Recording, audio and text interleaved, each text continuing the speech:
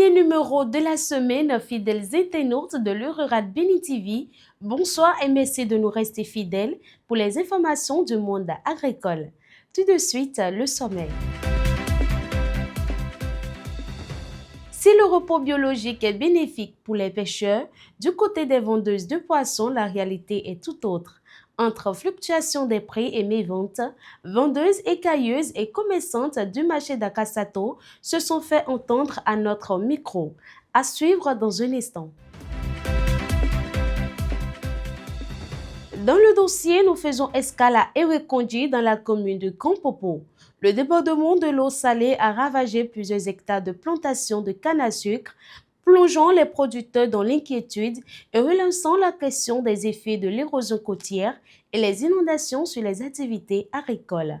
Reportage dans ce journal. Et nous ferons également un tour d'horizon dans les pays voisins pour vous servir les informations agricoles. Le menu est se dresser, le développement, c'est juste après ceci.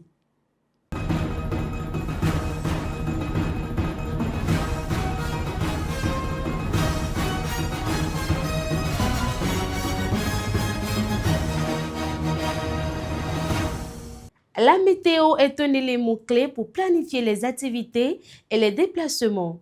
À ce titre, nous avons consulté Dame Nature pour vous, chers internautes, sur les villes d'Abomey-Calavi et de Savalou.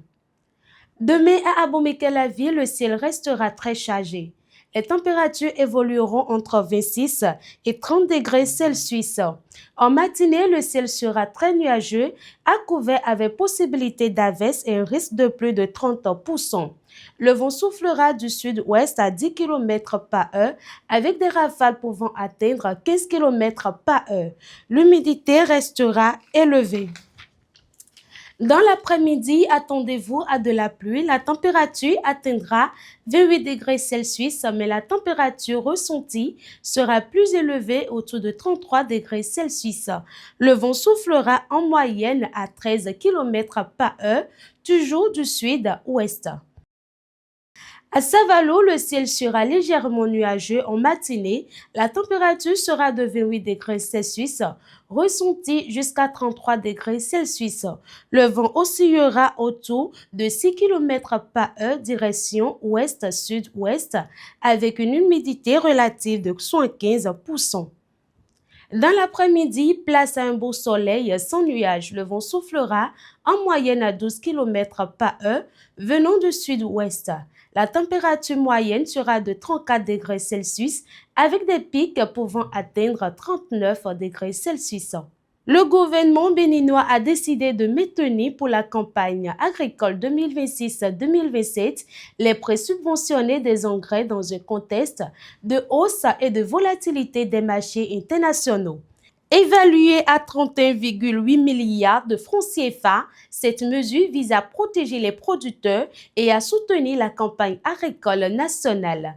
Les engrais tels que le NPK, l'urée, le KCI et le SSP voient ainsi le prix fortement réduit afin de garantir leur accessibilité et de favoriser l'autosuffisance alimentaire au Bénin.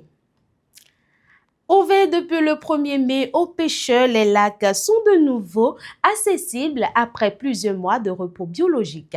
Si les pêcheurs saluent déjà la régénération des ressources halieutiques, du côté des vendeuses de poissons, le constat est tout autre.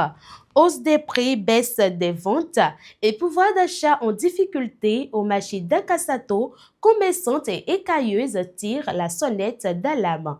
Écoutez le cri de cœur au micro d'Annie Serunguet et Jeanne Dak Oussou. La cherté des denrées de première nécessité devient une évidence. D'un produit à un autre, c'est au prix du poisson de connaître une flambée significative après une période de repos biologique.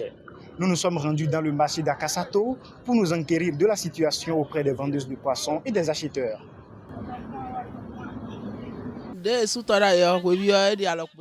Quand le lac était fermé, la quantité de poissons avait vraiment diminué. Même lorsque nous achetions du poisson, nous ne faisons pas de bénéfices. Maintenant que le lac est ouvert, la quantité de poissons a augmenté.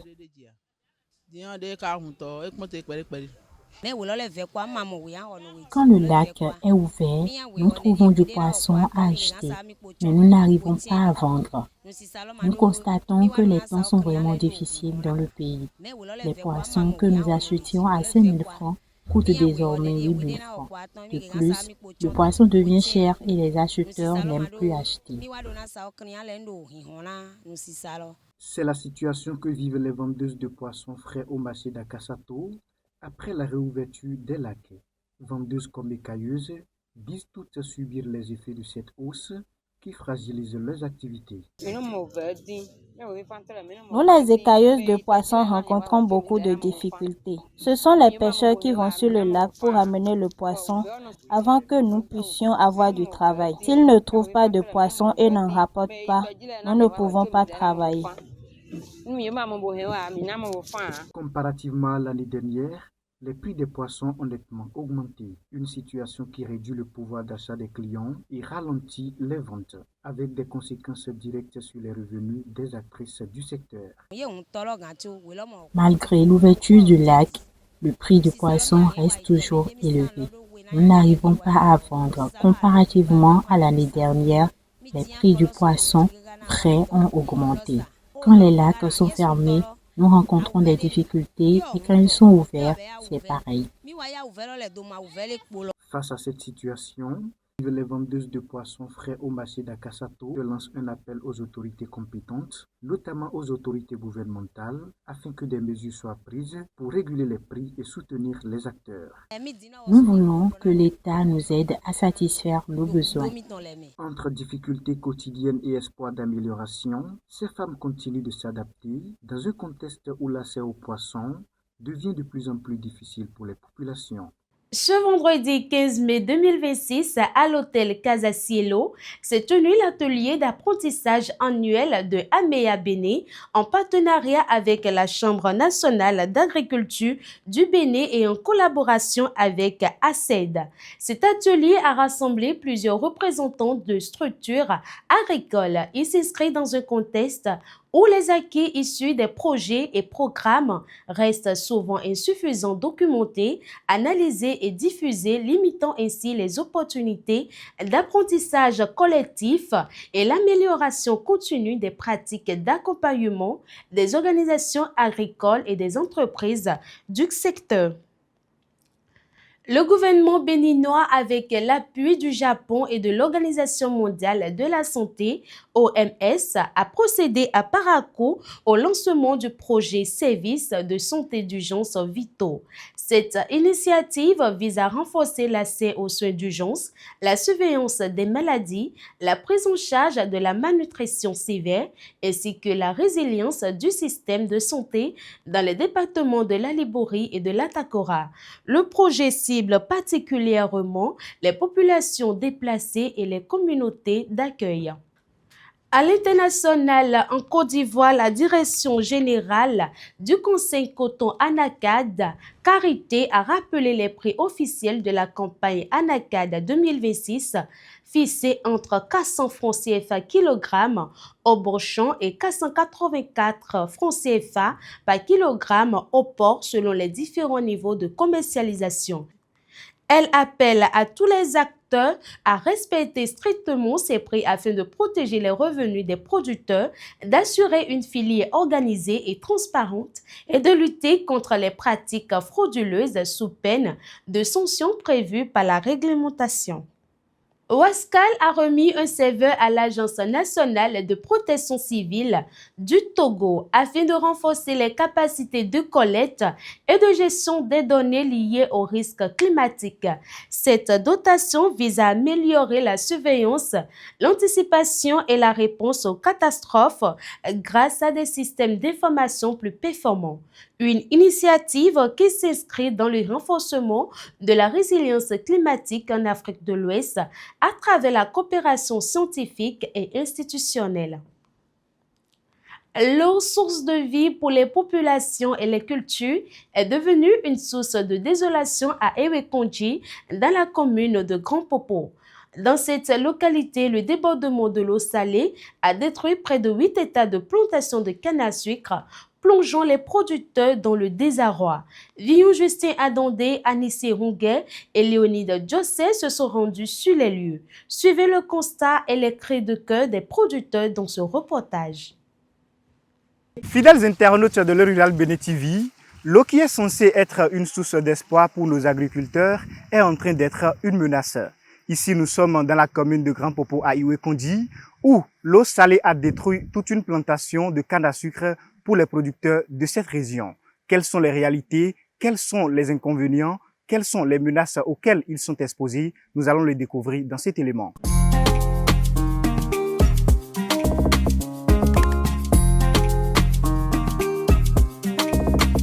Il y a 2 ou 3 mois, on fera la récolte. Maintenant, cette année-ci, on ne pourra rien faire parce que l'eau a tout détruit.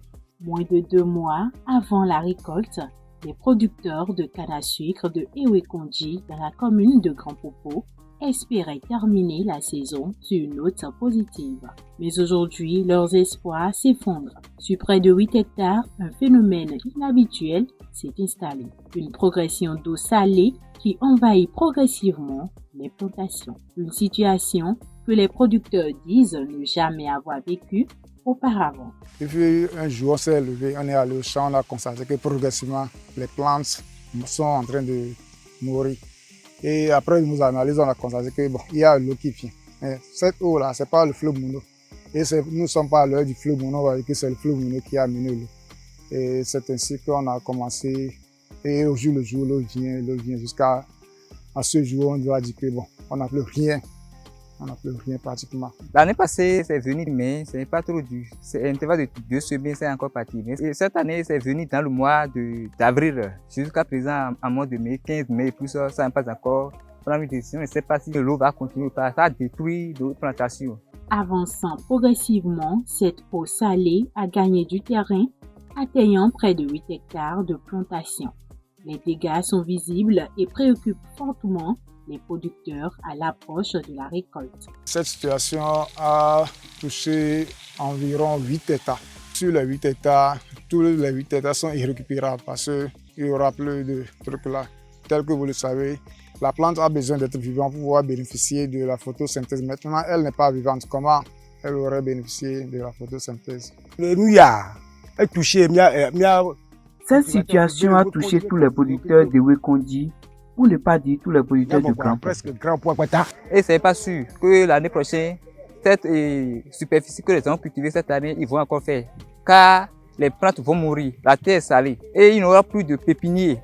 N'ayant pas de certitude sur l'origine du phénomène, les producteurs avancent plusieurs hypothèses. Cette situation peut être due à la fermeture des embouchures, puisqu'on n'avait pas constaté une telle situation des années antérieures, surtout entre mars, avril, comme ça, ce genre de situation, l'eau vient jusqu'à envahir tous les champs, on n'a jamais constaté. Face à ce débordement d'eau salée, les producteurs affirment ne disposer d'aucune solution concrète pour stopper la progression du phénomène ou limiter ses effets. Ils se disent livrés à eux-mêmes. C'est la pluie, on va dire que faisons des trous pour que puisse rentrer dedans. Mais cette eau-là, elle est naturelle, elle vient donc. Il n'y a aucune manière de voir qu'on va sauvegarder pour que l'eau ne puisse pas rentrer dans le champ. Parce que nous n'avons aucune solution, parce qu'il ne s'agit pas de pluie, mais d'une eau salée qui coule. Ce qui nous étonne, c'est que ce n'est pas de l'eau du fleuve. Nous ne savons pas d'où vient cette eau depuis le mois d'avril. On ne comprend pas. À quelques semaines de la récolte, l'inquiétude grandit. Les producteurs lancent un appel urgent aux autorités et aux structures compétentes pour une intervention rapide. J'aimerais simplement dire aux autorités de penser à nous, de penser vraiment à nous, puisque nous sommes dans un souci où vraiment ça serait compliqué pour nous, surtout pour le jardin qui va bientôt démarrer. Le gouvernement doit venir à notre secours parce que c'est cette activité qui nous permet de vivre. Nous n'avons plus d'autres activités. Avec cette eau salée qui coule, nous ne pouvons plus semer, surtout que la terre est devenue salée. Nous ne savons pas quand cette situation va finir, alors que dès le mois d'octobre, nous commençons déjà la production. Que le gouvernement nous aide. Mois de juin, Donc, nous qui avons un gouvernement là-bas, bon là, Hokumi. Faut que nous avons Vu que les champs sont détruits, nous allons retrouver de l'argent pour reprendre le travail dans nos plantations. Nous appelons les autorités à venir nous soutenir. À Iwekonji, la canne à sucre, source essentielle de revenus pour plusieurs familles, est aujourd'hui menacée par un phénomène encore difficile à expliquer. Au-delà des pertes agricoles, c'est toute une économie locale qui se retrouve fragilisée face à un phénomène environnemental dont l'ampleur interroge désormais les autorités et les spécialistes. Et c'est la fin de cette édition, mesdames et messieurs. Merci de nous avoir suivis. Pour ce week-end, prenez le temps de déconnecter, de souffler et de savourer chaque instant de repos. Vous avez travaillé dur, maintenant c'est l'heure de recharger les batteries pour revenir encore plus fort. À très bientôt, passez un excellent week-end.